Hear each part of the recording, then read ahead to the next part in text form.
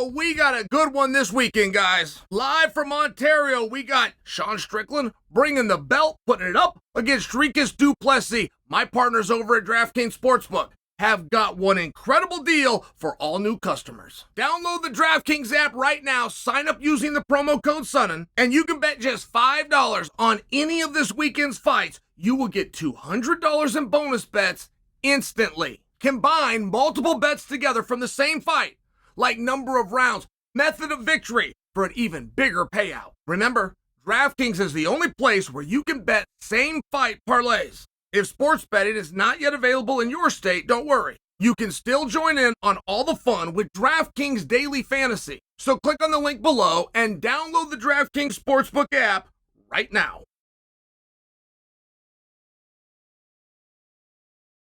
Sean Strickland versus Dricus du Plessis. So Dana came out at a press conference and he announced it was a $7 and change million gate. I think he said 7.6. 7.6 million is a tremendously successful gate to have at a time of year. Gate means live attendance. 7.6 million. They sold out at 18,100 seats. To explain to you how wildly successful that is, in a time of the year, in a geographical location that gets hit very hard by weather. It's a very tough thing to get to. And even if you're in a place like Ontario that's used to it, you're still talking about plows, and you're still talking about treatments being down.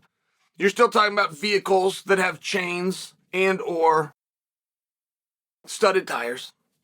You're talking about a month after holiday season and a month prior to Valentine's Day. Do you know those are the two biggest spending times of the year? Two biggest spending times of the year. It's not just the holidays, it's then Valentine's Day. More so than, say, the 4th of July, which is known as a great travel weekend, by example. Or Easter or Thanksgiving, where families try to come together. Or somebody's birthday or anniversaries. So when you sandwich a show in between the two biggest spends, people just aren't going to come. There's just not a lot of money. So for Dana to go out and to have a blockbuster gate, which, by the way, 18-1 live and 17-6 in revenue, U.S., represents an all-time record for the arena that they're at. And it's really something very special, right? When you look at the card, like one thing that's never going to happen in this business is nobody's going to tell Dana White, good job. That just isn't going to happen. The position that he's in and the boss, it's one of those things, right? So an ordinary human being who needs a level of that to do anything to be motivated and have success could always just turn to their parents. And in this situation, he couldn't even turn to them.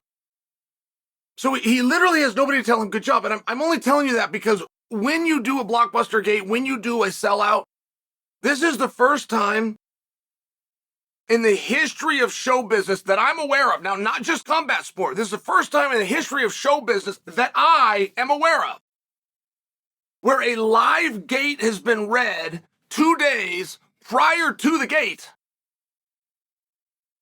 I have never in my life, and I'm a massive Hollywood fan, massive. I probably watch a movie a day. I probably do, which averages to about four a week. But 4 a week feels like a movie every single day, doesn't it?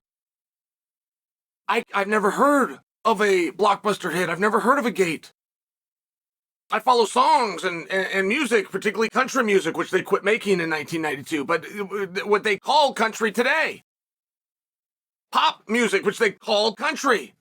And I've never heard of it. I've never heard of a #1 hit. I've never heard of anything on the Billboard charts. I've never heard of anything going platinum 2 days before it actually hit the Billboard charts. Or 2 days before it actually went platinum. I mean, I'm just bringing this to you. Dana White announced a sold-out live gate attendance and revenue record for this venue in Ontario 2 days before bell time. And see, that's just a situation where you would tell the promoter, right? If he wasn't the boss and he wasn't on top of the bill, right? So everybody's under, it's a condescending thing. Like, we can't tell Dana good job. We can't pat him on the back and tell him good job. You can't do that when he's got a higher position, right? It's one of those deals, but it's a really incredible achievement for some street kid from Boston with no education, no money, and he had nobody that believed him, and including his mom and dad. Nobody believed in him. And he's turning in live gate records 2 days prior to the gate even going off. Oh, and by the way, let's take a look at how he did it. What is on this card that is so special? What is on this card that is live attendance worthy? What on this card can bring 18,100 people out in the middle of spending seasons into the snow and ice in the bad weather? What is it that they just have to see? I can't tell you it's their hometown hero, Dricus du Plessis. I can't tell you it's their home hero, Sean Strickland. Du Plessis tell anybody to listen that he's from Africa. He's proud of that. He is not letting go of that. Sean Strickland tell anybody to listen that he's a renegade and he's on his own. He's from parts unknown, but they were from somewhere in America. Now you have these two guys that have massive nationalistic pride. Dricus du Plessis is so proud of Africa. And Sean Strickland is so proud of America. We get that. We understand that. It's Olympic year, right? Their games are away. There's a time and a place for this. But now we took these two guys, and we're going to have them fight in Canada. What in the hell are you talking about? Why would anybody want to see that? Well, they did. 18,100 of them, as a matter of fact. 18,100 people that got there before all of the other people wanted to get there, as a matter of fact. Was it the co-main that brought him out? Well, the co-main is interesting, right? I mean, you do have what Raquel Pennington was talking about. Raquel Pennington gave a very private message to Canada. It's not what she said, it's what she didn't say, but she gave a wink and a nod to Canada. Raquel Pennington, when asked about this fight, simply said,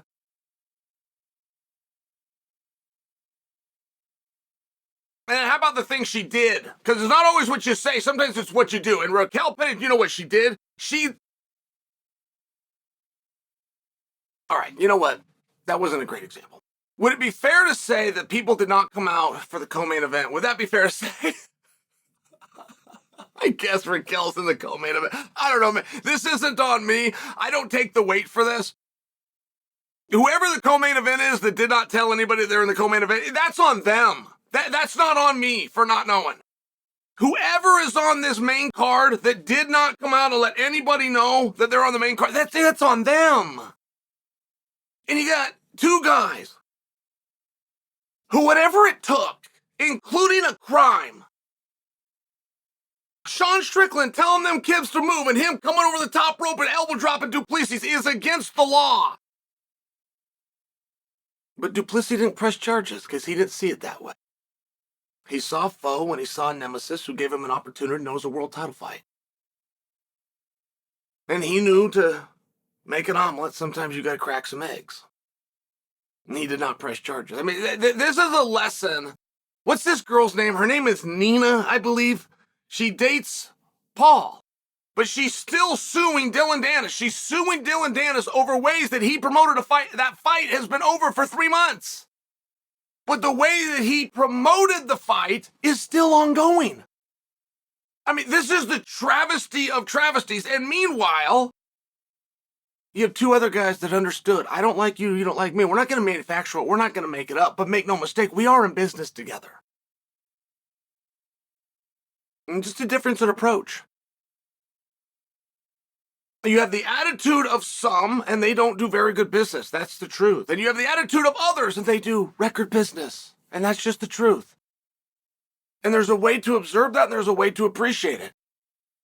There's another way where you'll have people screaming at the top of their lungs.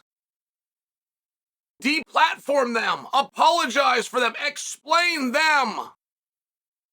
You'll have them doing that, but the people that are doing that is because they don't understand. And they've never had any records. They never set records. They never changed anything. They never disrupted any market or industry. And those people are very fortunate. It's much more fun to be a mark, I will tell you that. To really believe that if you lose a tooth, somebody's going to slide a couple of silver dollars under your pillow when you're asleep. To really believe that Hulk Hogan leg dropped the giant in front of 93,000 people. It's more fun. And there's a lot more people to believe it. Because the people that believe it and the people that want it and the people that scream deplatform were the losers. They weren't the winners. There's not very many winners out there would ever say something like that. Because they understand the game that's being played. There's two ways to do business and there's two ways to understand it. There's only two places to be, on the inside or the outside. I don't choose where you go. You choose where you go. So open your eyes or keep them closed. It's a fun ride either way.